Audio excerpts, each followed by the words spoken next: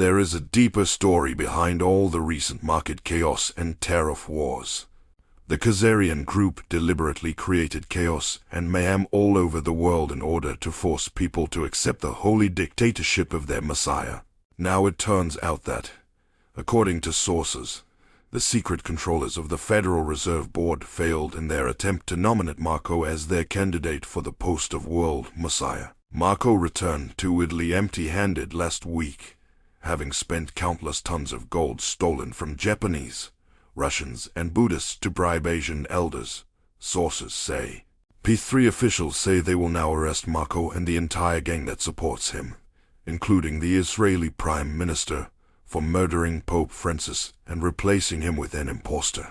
This happened when the fake King Charles was forced to flee the Ark after he was ordered to abdicate. This is the story behind the image of the fake Pope and the fake King who met last week in Italy. This is also the reason why the Pope visited St. Peter's Basilica last week. St. Peter's Basilica is the place where Emperor Constantine's mother built the first Roman Catholic church in history.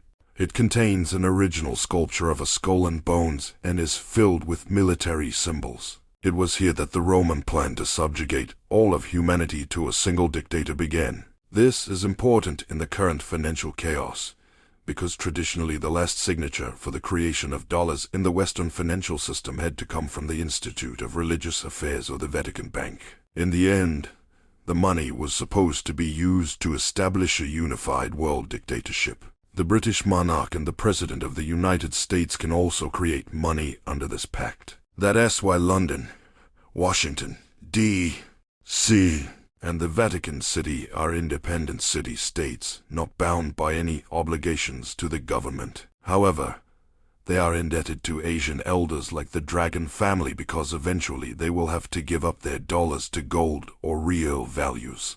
Now they have run out of gold and the tricks they need to maintain control over Western central banks. That's why they resort to open fraud to prop up the U.S. Treasury market. As the head of MI6 says, the United States buys its own government bonds. This is worse than the case of LIBOR interest rate manipulation. The issue of the US dollar in the Cayman Islands and Luxembourg cannot be ignored.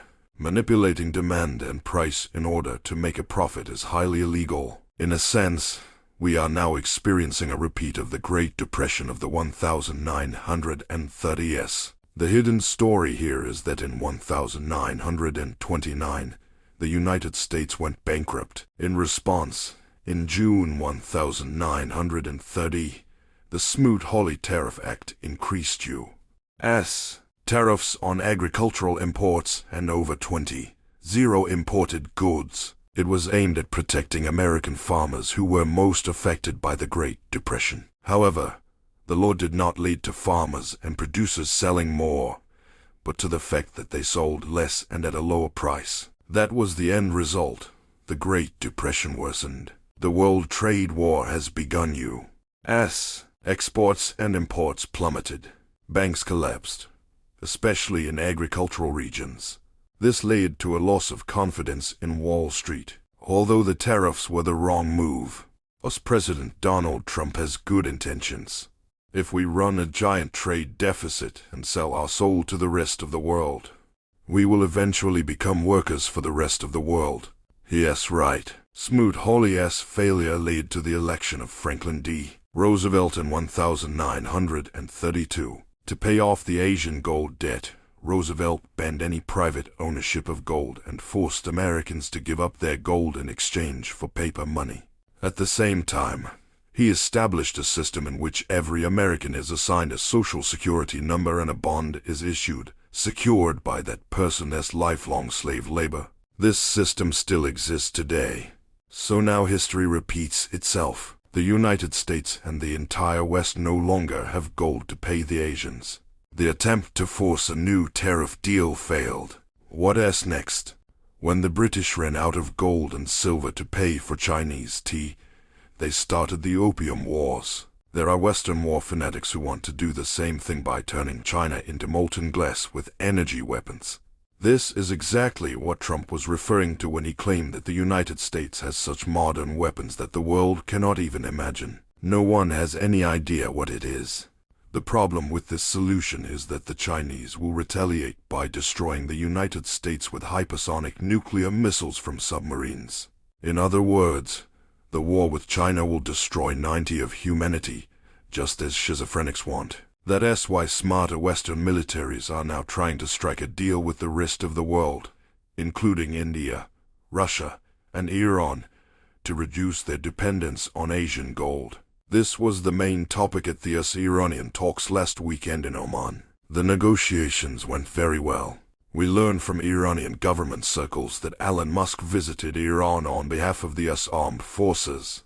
The Iranians have offered the United States $1 trillion worth of investment opportunities in Iran. Iran has agreed to reopen branches of Elon Musk's company in Iran and provide subsidiaries with access to the Iranian market, including the sale of iPhones and American cars. The former head of the Iranian branch of the Mossad says that an almost unprecedented opportunity for Iran appeared not in the White House, but as a result of a kind of American bargaining under Trump bargaining that concerns numbers, projects, and profits, not ideology. Musk also promised to send millions of Western tourists to Iran.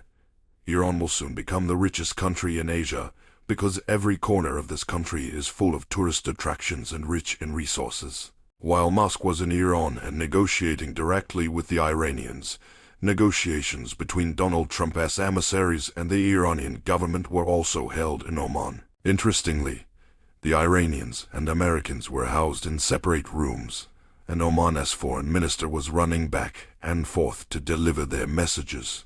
Iranians know that Americans have a habit of eliminating people in meetings using directed energy technology, so it is understandable that they didn't want to be in the same room. This is especially true when you consider that Iranian General Soleimani was eliminated under the pretext of diplomatic negotiations. Despite all this, the negotiations went well. As a result, the prices of gold, the dollar, and cars in Iran have plummeted. The Iranian automotive industry, which has been a golden ass for more than 50 years, will be destroyed, says an Iranian source. Another sign that things have changed is that the Iranian embassy in Washington is being rebuilt in preparation for its reopening. All bad things come to an end, says the source. The reason IV talks so much about Iran is that it is the heir to the legendary Persian gold hoard. Gold prices in Iran are falling because Iranians know that some of the Persian gold reserves will be released soon. If the West gets access to this gold, it won't have to get up the ass of the Asians. Another important point of the agreement with Iran is that it will put an end to the centuries-old plan of the Khazarian group to unleash a third world massacre by forcing Muslims and Christians to fight each other. That is why Iran has proposed to the United States to establish a nuclear weapon-free zone in the Middle East, which also includes demanding the complete denuclearization of Israel. This does not mean that the Khazars have abandoned their long-standing plan to force Muslims and Christians to kill each other. We receive photos of the bombed hospitals in the Gaza Strip almost daily. I am starting to suspect that most of them are fake. As Israel expands its attacks on the Gaza Strip, the International Union of Muslim Scholars has issued a religious decree fatwa declaring armed jihad a religious duty for all Muslims. However, this attempt to persuade us to go to war is not working. For example, he organized another fake press conference with Netanyahu and a masked actor posing as Trump, where they blaspheme about Gaza. However, people are no longer being tricked by masked actors, and this fake gathering has been largely ignored. Now that 53% of Americans have an unfavorable opinion of Israel, you can be sure that the United States will no longer be tempted to fight for Israel. Israelis are also in turmoil, forcing the embattled Netanyahu to declare that any soldier who calls for an uprising or refuses to serve will be immediately dismissed. But in fact, Netanyahu no longer controls the Israeli military. Despite this good news, there are still some very tough battles ahead. While the U.S. negotiations with the Iranians went well, the negotiations with the Russians were unsuccessful. The Russians are ready for war with the West, and for good reason. The Russians are demanding a trial of war criminals. As reported by Pravda, An informal meeting of the UN-Security Council was held on the crimes of the Kiev regime. On the agenda of the meeting is a bloody staging in Buck in the spring of 2022. The second topic is an unbiased report on the crimes of the CC and foreign mercenaries in the Kursk region. Corpses of civilians with signs of torture. The bodies of the dead are stored in basements. A man shot at point-blank range right in the courtyard of his own house. They shot, blew up and burned the cars of those who tried to escape from the invaders. The militants shot at families, children and the elderly. Russia, as a permanent member of the UN-Security Council, will be able to punish them. Retribution will befall all those responsible. It would be pointless to rush around the world, change passports and have cosmetic surgery. A second Nuremberg is inevitable, and not only the perpetrators will have to answer, but also their owners, foreign customers, and all sponsors of international terrorism. In fact, this means that Russia wants to arrest Western leaders who have been compromised by the Chabad cult. For example, as the head of the EU, Ursula von der Leyen, says, there are Talmudic values in Europe. The Talmud calls non-Jews the equivalent of livestock, which can be cheated, stolen, and slaughtered at will. He also says that Christians are idolaters, and the punishment for this is beheading. Probably, someone posing as Trump extended the Biden-era anti-Russian sanctions for a year because Russia insists on a military war crimes tribunal for Ukrainian dictator Vladimir Zelensky. A Pentagon source describes this as further back and forth. This is a real circus performance. Last week, the sanctions were still supposed to be lifted. The head of MI6 says, the United States is behaving like the Wild West or a gang of gangsters who are attacking them with their fists. It will end in tears. I wonder if this coincided with the FBI's war crimes dossier, because it would have shocked Five Eyes and, more importantly, the Pentagon. The attempt to undermine Americans through uncontrolled illegal immigration is also being suppressed. President Trump has just militarized the Roosevelt Reservation along the U.S. border in California, Arizona, and New York. It is not just a fence. This is a military operation. There is also a dispute over animal identification proposals, in particular facial recognition. Congressman Thomas Massie of Kentucky has officially called on President Trump not to apply the valid identification rule for American air passengers, which will take effect on May 7, 2025, as it imposes excessive fees on citizens and does not eliminate the root causes of terrorism. Advocating for the abolition of this rule, Massie stands on the side of those who put personal freedoms and privacy above increased government control. Facial recognition is currently being implemented everywhere in the UK. Everything is for your safety, but if you blink, you are already in prison. Next topic, digital identifiers, CBDs, social credit ratings, personal carbon trackers, mandatory healthcare requirements, and 15-minute cities. Proponents of this system extol its convenience. Instead of checking in manually so that airlines know who wants to board, airlines receive a notification when passengers arrive at the airport and their faces are scanned. So if you trust the government, that means you can just use your face to go shopping or board a plane, and everything will be convenient. If you don't trust the government, it means that you will be completely monitored at every public appearance, and that your bank account may be frozen if you cross the road, for example, at a red light. The key to safely deploying a user-friendly piece of this technology is a government we can trust. This means that the current governments must be brought to bankruptcy and replaced. It is already happening.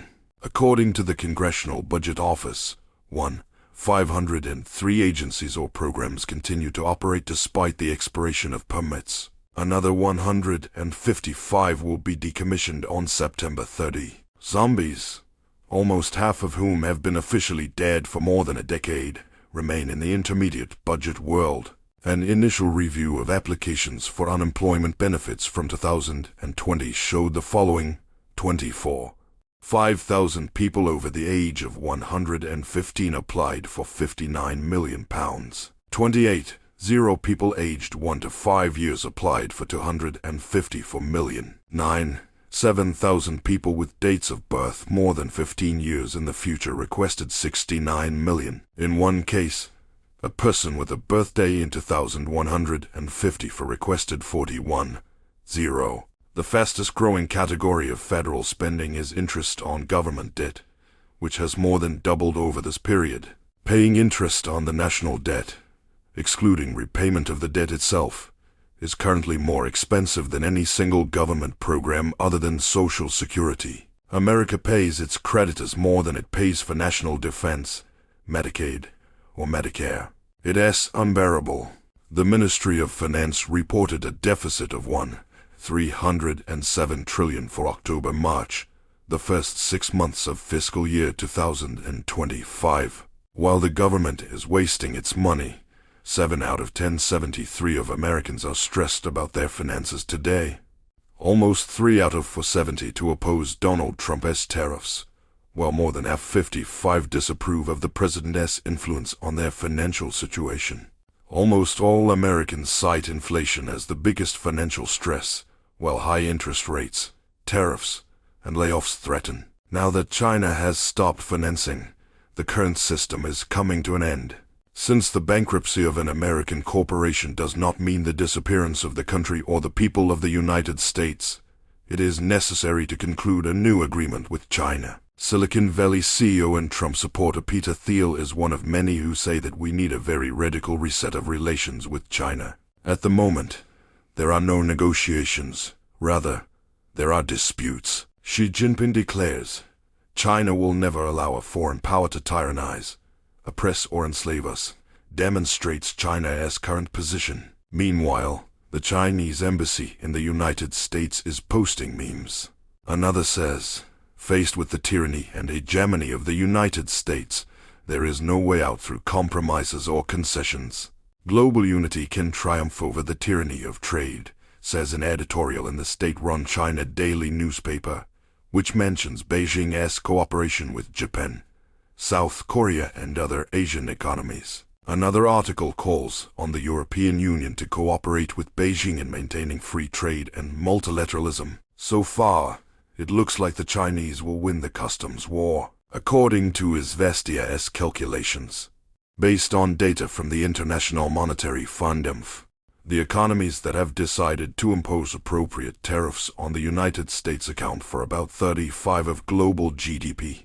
While the share of countries that have so far avoided confrontation with Trump is about 25%, no one is ready to openly challenge the United States, and the economies that account for about 70% of global trade are ready to develop a strategy to undermine President Trump at an early stage, independent expert Andrei Bakoda told Izvestia. However, the United States can defeat India. On April 2, Trump announced the suspension of the additional tariff of 26% imposed on New Delhi.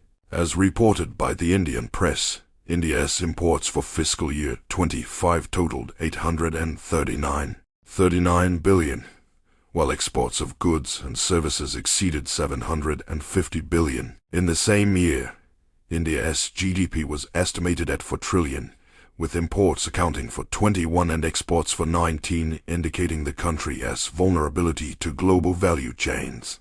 India's largest trading partner, the United States, is also one of the few countries with which India achieved a trade surplus in 2003 to 2004. Fearing a long-term shift of manufacturing infrastructure to India, which may have a much smaller GDP but a much larger and cheaper workforce, China has promised to do something about its $100 billion trade surplus with India. However, even if Trump wants to reduce the U.S. trade deficit by shifting production to India, this is a problem that has been accumulating for decades and cannot be solved overnight. Shoes and clothes are a good example of this. Since the 1990s, clothes and shoes have been exported abroad.